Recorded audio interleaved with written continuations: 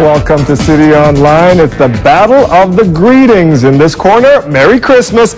In the other corner, Happy Holidays. Pound for pound, these two heavyweights are duking it out for the position of the most appropriate greeting at this time of the year. Give us a call, 416-870-7716 or 1-800-295-5463, and tell us how you greet people during this season. Is it still appropriate to wish people Merry Christmas, or do you feel you want to be more inclusive and understanding of all faiths and wish people Happy Holidays?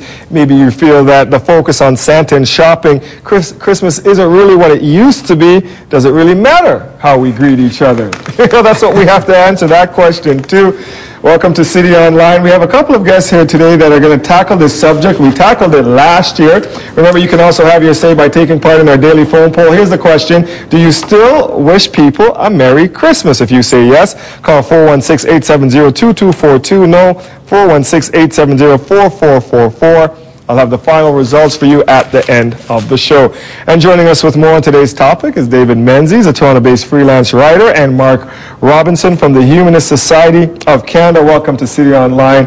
We promise not to have you two duke it out, but I will get your opinions to start off the show. Mr. Menzies. Well, it is cool. No, I think, Dwight, that right now we are actually seeing a backlash where it is becoming more acceptable and more appropriate to say Merry Christmas. And certainly the stats back that out. I mean, a couple of years ago, USA Today did a poll which showed that 56% of Americans preferred Merry Christmas over Happy Holidays. The following year it went up to 69%. And you're seeing subtle but pretty profound shifts in the retail sector in the U.S. Walmart has brought Merry Christmas back into its in-store signage. Here in Canada, you see Canadian Tire using Merry Christmas again. And, you know, it basically, this is a good thing because the time of the year that we are celebrating right now is indeed Christmas. And I think there's a lot of self-censorship going around about what we have to take Christmas out of our greetings. We can't mention Christmas because of who we might offend. And yet the people I've met, you know, Jews, Muslims, Hindus, they're not offended by Christmas. So who are we indeed protecting, and who is behind this?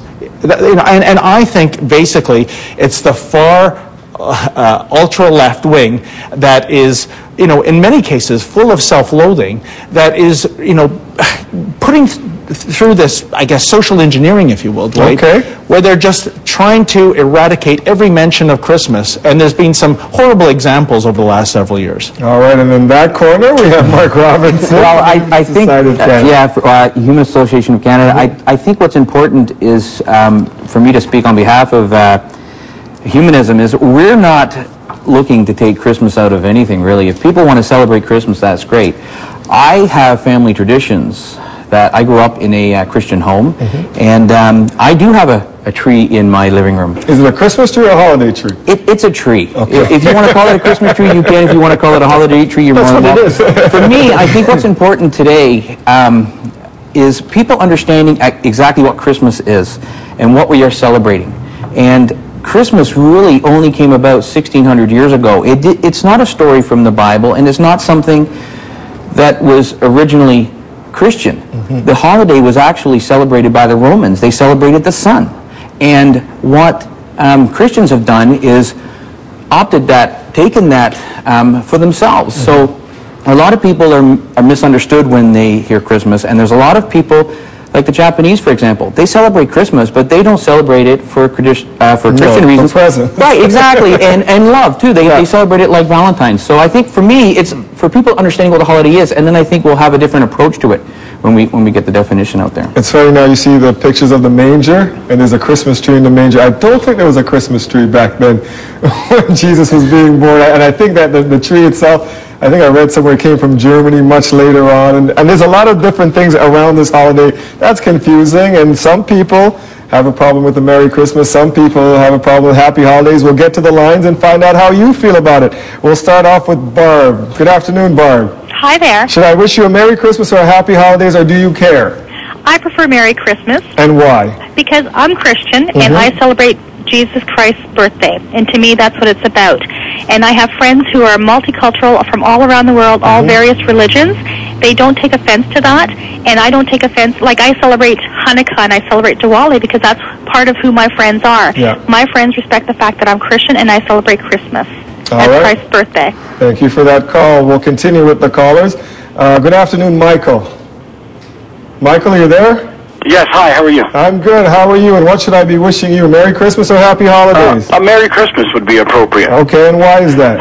Because I feel that if that's what a person celebrates and that's part of their culture, I don't think that there's anything wrong with it, and we shouldn't feel ashamed or embarrassed not to wish each other a Merry Christmas if that's how you feel. And I find that I could be wrong, but my opinion is that we seem to be offending people that have immigrated here, and that's if that's what the country that you've come to celebrates, we shouldn't be ashamed to celebrate it. I celebrate all other faiths, and if someone were to say, Happy Diwali to me, I wouldn't be offended by it because that's their faith. But I shouldn't have to change my greeting if that's how I feel. I drive up and down Bathurst. I see Happy Hanukkah on every billboard, every 100, 200 feet. If it said Merry Christmas, I would have to change it. That's how I feel. Is it just political correctness gone awry here?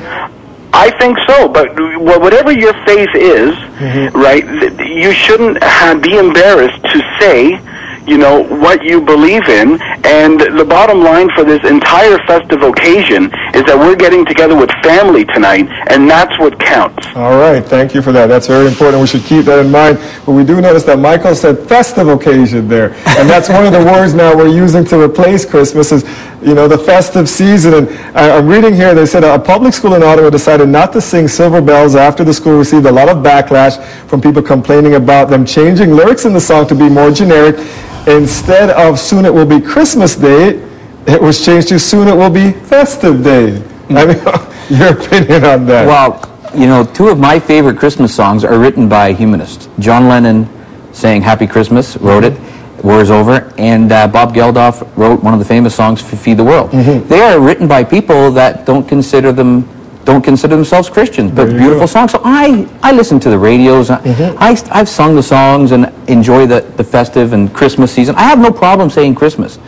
To me, I think what we have to do is define what Christmas is, and I think that's what's getting lost, and I think it's getting thinned out, and I think the Christians are the ones that are going to suffer in the long run because their holiday is going to get watered out. Well, it's kind of watered out now because it's more to do with Santa Claus than Jesus. But we do have this, thin edge of the lunatic wedge, Dwight, that does have a problem with Christmas. And clearly, at that Ottawa school, who was asking for this? Who was asking for Silver Bells to be censored? Was it parents? Was it students? It was obviously some teacher or principal with some perception that it was going to be offensive to somebody.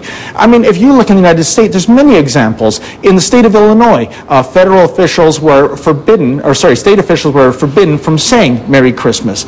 In New Jersey, a school there prohibited even instrumental versions of Christmas carols. In Arizona, a school board there said it was unconstitutional for students to refer to Christmas in a school project on history. This is absolute insanity, and whatever happened to freedom of speech? And also, we have a lot of debate in this country right now about reasonable accommodation for others. What about reasonable accommodation for those who celebrate Christmas? Why do so many people have to feel shame and embarrassment and even have to self-censor what they're saying when it comes to saying Merry Christmas? That's the problem. I'm not sure we feel shame or embarrassment. I have self-censored myself. I wished somebody Merry Christmas, and afterwards I thought, maybe I shouldn't have done that. So I understand where you're coming from, but we have to take a break here on City Online. We'll be back with more of this hot topic right after this. Stay with us.